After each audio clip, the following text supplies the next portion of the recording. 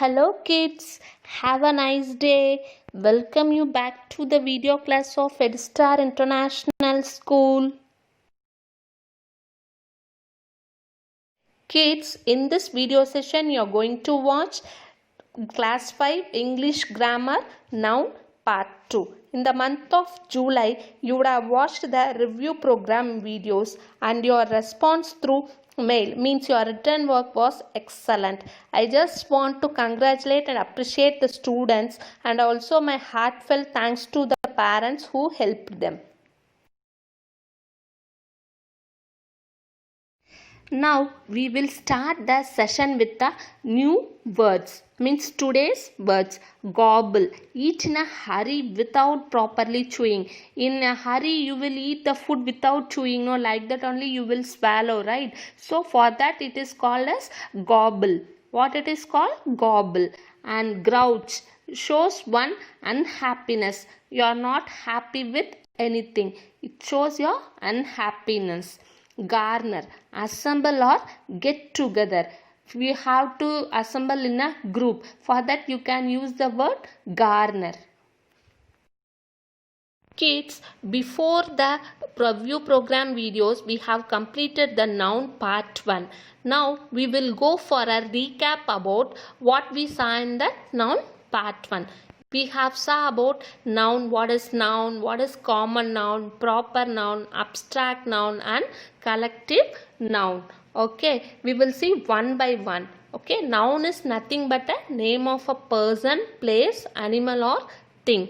And common noun is also nothing but name of a person, place, thing or animal, and we say it in general. What we will say? We will say it in general. Example, boy, girl, city, country, like that. And proper noun is nothing but it's a name of a person, place, thing and animal which we specify. For example, Ram, Sita, Chennai, India, like that. And abstract noun is nothing but it is a noun which we cannot perceive through our 5 senses. Means we can't hear, smell, see, taste or touch. Such nouns are called as abstract nouns. Example, honesty, envy, like that. And collective nouns are the nouns which we say in a group of name of person, animals or thing. Okay. So now you remember what are noun, common noun, proper noun, abstract noun and collective noun. Is it clear, students? Kids, now we will see about concrete noun. Concrete noun is just the opposite of abstract noun. Concrete noun we can perceive through our 5 senses. We can hear, smell, see, touch, taste, etc. Okay, so here are some examples I have given. Example, phone. We can touch the phone. We can hear through the phone. And we can speak over the phone, isn't it? And cookies. Cookies means we can taste the cookies. And we can see the cookies. We can touch the cookies.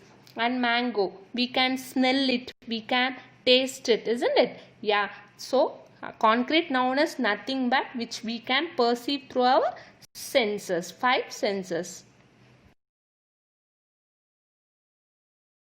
Kids, what is countable nouns? The countable nouns are the nouns which we can count or which we can give the number as 1, 2, 3, 4 as individually. Okay, and for example, apple are arranged in a line. So many apples. So how you will count? Like that 1, 2, 3, 4 like that you will count, right? And balls are scattered here and there means you will count as 1, 2, 3. So nouns are things which we can count are called as countable nouns. Countable nouns may be singular noun or plural noun. Okay. Kids, see these examples for countable nouns. Here in the left side 1 apple is given, so it is written as apple, and in the right side 1, 2, 3 apples are given, so it is written as apples. So we can count, isn't it? Countable nouns are singular noun or plural noun, isn't it? So likewise, pineapple, pineapples, cucumber, cucumbers, egg, eggs. So you can count the numbers of apples, pineapples, cucumbers and egg, and you can say that, isn't it? So such nouns are called as countable nouns. Kids, the next one is uncountable nouns. By the word uncountable only you would have identified, right? Uncountable nouns are nouns which we cannot count. It is just opposite to that of the countable nouns. Countable nouns can be counted, but uncountable nouns cannot be counted. Yeah, cannot be counted, but some uncountable nouns can be measured. What? Some uncountable nouns can be measured. Okay, for example, milk, flour, water, etc. These we can measure it. Okay, but what about stars and what about hairs in our head?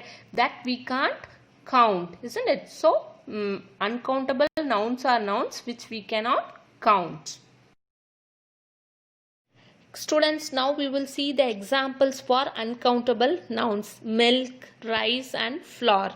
Okay, so here I already said some uncountable nouns can be measured, isn't it? So milk, it is in a can. So how much it occupies, whatever the container in it, the milk was, we have to measure that only. If it is if it is in 2 cans, means you can say 2 cans of milk.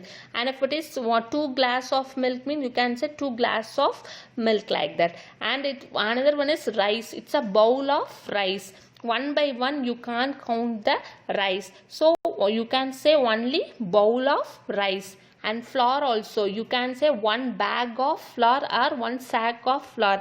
You can't count one by one each and minute particles of the flour. So now you hope you understand about the uncountable nouns. Kids, up to uncountable nouns only they have given in your book. For to know more about nouns, I have given you compound nouns, singular or plural noun and possessive noun. Compound nouns are nothing but made up of 2 or more words or 2 or more nouns to form a new word or noun. For example, cup plus cake, cupcake, and sun plus flower, sunflower. And singular or plural, you know what is mean by singular and what is mean by plural. Singular means one and plural means more than one. So singular noun means only one noun. Example, mango. And plural noun means more than one. Example, mangoes. Okay. Students, you know what is mean by possessive noun? Possessive nouns are the nouns, it shows the ownership of a noun. Okay, for example, if your pencil was found down, so what you will say? The pencil was mine, or the pencil is mine, like that you will say, right? So you are the owner of the pen or pencil found. So like that, possessive nouns are the one, it shows the ownership. For example, the girl's ring, the boy's cycle, the lady's handbag, the conductor's bag, like that. So it shows the ownership. Usually it is indicated by the letter S. Children, now we will see the book exercise one by one from your grammar champ. Students, first we will see about warm-up exercise. Put the nouns in the box in the correct columns. It is given in page number 18. In this, a collection of nouns were given in a box. In that you have to segregate which one is proper noun and which one is common noun and which one is collective noun and which one is abstract noun. You have to identify each and you have to place it in the correct column. Okay, and after that, exercise A. Underline the proper nouns in these sentences. It is given in page number 19. My father went to New York on Sunday. What you have to do in this means you have to underline the proper nouns. You know what is meant by proper noun? Proper nouns are the nouns which we specifically say, isn't it? Yeah. So in this, my father went to New York on Sunday. Which one is a proper noun? New York, it is a city name, right? It is specified. And Sunday, it is a day name. It is also specified. So you have to underline New York and Sunday. For your reference, I have wrote separately, but in your book, you have to underline it. Okay. Kids, next one is B exercise. Write 3 proper nouns for each. It is given in page number 19 and 20. In that, a common noun. City is a common noun, right? For that, proper nouns you have to write. Means you have to write the name of the specific city. Okay.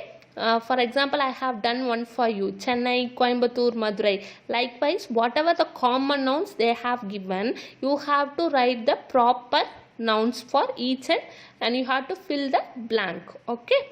And next one is C exercise. Circle the common nouns and underline the proper nouns. It is given in page number 20. First one is, we went to the mountains in October.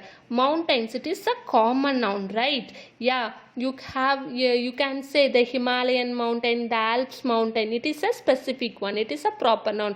But mountains is a common noun. So you have to circle that. And October, if it is a month, means it is a common noun. But they have specified the month October. So it is a proper noun. So you have to underline that. Likewise, you have to do the rest. Circle the common noun and underline the proper noun. The next one is D exercise. Fill in the blanks with suitable collective nouns. It is given in page number 20. Okay, a dash of cars. Yeah, answer is a fleet or line. You know what is meant by collective noun? Collective noun is the name given to the group of people, animal and things. Example, herd of cattle, bunch of grapes, etc. like that. So here I have given one picture for you for reference, a collective noun for your reference. Make use of that and complete that exercise. Students, the next exercise is E. Form abstract nouns with these words. It is given in page number 21. A word was given, abstract word was given. For that you have to make the abstract noun. Honest. Abstract noun is honesty.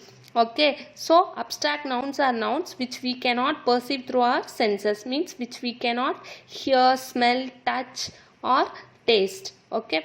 And next exercise is F. Underline the countable nouns and circle the uncountable nouns. What you have to do? You have to underline the countable nouns and circle the uncountable nouns. It is given in page number 21 and 22. Countable nouns means we can count the nouns, and uncountable nouns means which we cannot count the nouns. Here there is no milk. Whether milk can be countable or uncountable. Milk we cannot count. So it is an uncountable noun. So you have to circle it. Okay. Do the rest. The next exercise is G. Choose a noun from the box to fit in each blank. It is given in page number 22. In this, down the heading, they have given some nouns in the box, and down that they have given some blanks also. So what you have to do means you have to fill the correct noun in the correct blank. For first one is a pinch of dash. For this, the answer is a pinch of salt. The salt was given in the box, so I have picked out a pinch of salt. The next exercise is H. Supply a suitable word to fit in each blank. It is given in page number 22. In that some blanks are given. For that you have to write the suitable words. First one is a dash of fruits. You can say a basket of fruits or a piece of fruits, like that. So the answer is basket or piece. Do the rest. Okay. Try your own. If not, leave it. No problem. Kids, do the grammar exercise by your own. If you don't know anything, leave as it is. Leave blank. I will provide the answer key in the next video session. Make use of it. Okay. Thank you for listening the video. Stay home. Stay safe.